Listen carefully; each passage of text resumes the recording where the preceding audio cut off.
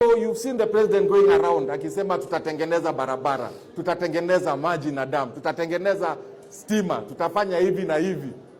That is how those other people are gaining. But here we are being told, huyo rais asikuje kwetu. You mbaitwe. How are we going to get ahead seriously as a country? We are the only major community in this country that is not in government. Kweli ama sio kweli? We are the only major community in this country that is not in government. We are the only ones being told, government ikileta mradi kwenu mkatae. How will we compete? How will our children compete? When will we create wealth? When shall we build infrastructure? Ladies and gentlemen, that is a gentleman called Jonathan Mweke. He was the deputy president, the deputy governor of Nairobi, the first deputy governor under Kidero.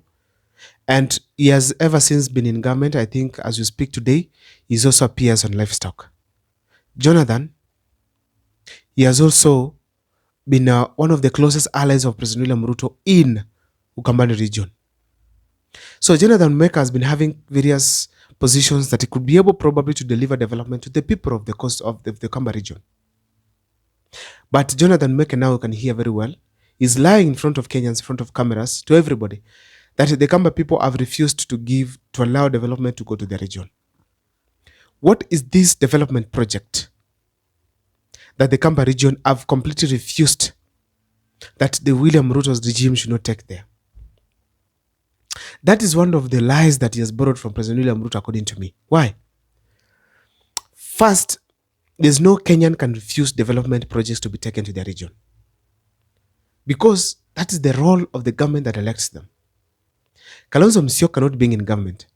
Kalonzo Musyoka and Wiper Party not supporting President William Ruto. It is not a guarantee that the Kamba people are not in government. No. The Kamba people, just like any other leader, any other region, deserves developmental projects, whether they say yes to William Ruto or not, because they pay taxes, and taxes actually are too high from even that region. And I feel strongly that the Kamba region, because of their hard work, William Ruto has been able to get billions of money to move around the country with choppers. Therefore, Jonathan is lying on broad daylight in the realm of campaigning for President William Ruto that the Kamba people have failed to completely to allow William Ruto to take development there. As we speak today, Jonathan Mweke is the PS of livestock. What policy has he brought to Kambani region or to Kenya that we can feel strongly that he is now doing his work and the people of the Kambani have refused completely? He only came on TV at some point to speak about livestock vaccination. I mean cow vaccination in the country. Then I asked myself, where has he been all this time? You've not heard anything from him. That is only talking about the cow's vaccination. Yet as we speak in the country, there are so many problems that livestock farming is facing in this country. Not even the market that they're talking about is ready for them. Not even the locally organized meat farming is well done. Not even do the farmers have information on what they should do or not. It's only that coming up with policies and enforcing them on Kenyans. And then going to the Kamba region to literally tell the Kamba people that you are the only government region or big tribe in the country that is not in government. How is the Kamba region not in government?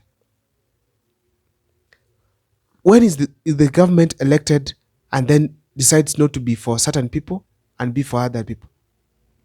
Yet we have all regions paying taxes equally.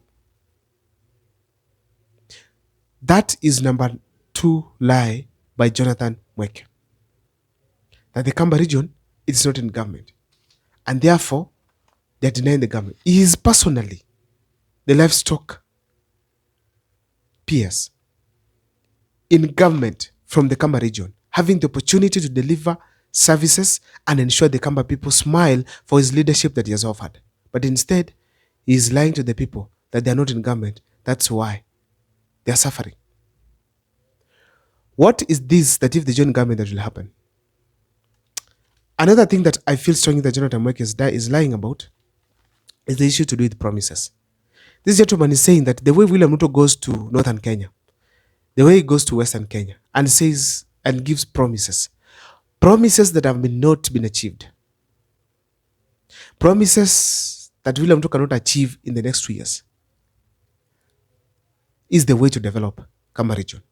He says that whenever William Ruto goes and says hii barabara itajengwa, hii mto itatengenezwa, hii maji itatolewa hapa, it is the way to develop Kenya. How is fake promises developing? How are fake promises developing the country? That is what Jonathan Mweke is telling the people of Kamba region.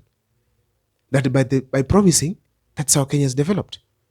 What stops William Ruto from taking promises there, if those are the ones that are developing Kamba region? What stops President William Ruto taking development there? Let's go back slightly. If you check when President William Ruto went to Western Kenya, there's no road that he launched there. He took 150 million as bonus. He went and launched a school being constructed by Safaricom. The loan was not from government. I mean, the bonus was not from government. The construction of the school is from Safaricom, not the government. When you have William Ruto goes there and launches what you call a transform, the transformer is from KPLC. Then you tell us that you've gone to launch projects, you've spent millions of money, 500 million plus, to conduct that journey to that region, and then you get that money was used for transport was way far much more than the amount of money that was used on the development that did not even come from government. If William Ruto could have sent the money, probably it could have even made the farmers there much more happier.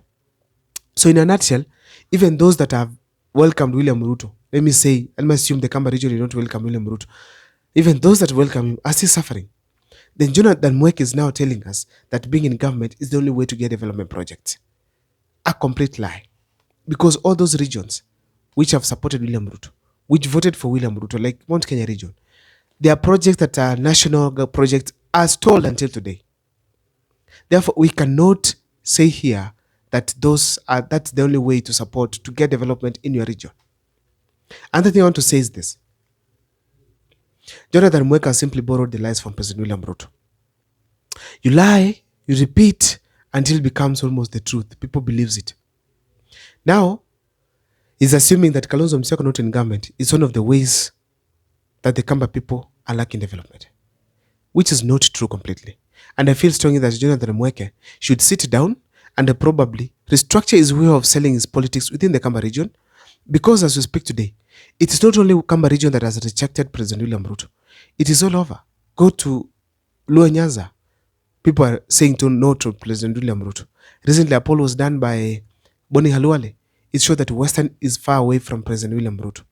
Recently, we know very well that in the coast region, in even Western, in northeastern Kenya, people are saying no to President William Ruto. Mount Kenya region that voted for President William Ruto, people are saying no to President William Ruto. So therefore, in a nutshell, let's admit here today that the fact remains that President William Ruto is rejected not because he's taking development, because he's not a good leader, because of poor governance, because of the ignorance that he's having on the Kenyan problems. I don't know what's your take as far as Jonathan is concerned, but let me see in the comment section, guys, what you think. Please, thank you so much for subscribing to my channel. Keep watching. My homework is not yet finished. That's why you find me struggling slightly to make some of these videos, but I'll be okay in a few days to come, because I believe strongly that homework does not take that long to heal. See you next time for more videos, and thank you so much for the huge support that you're making on this channel.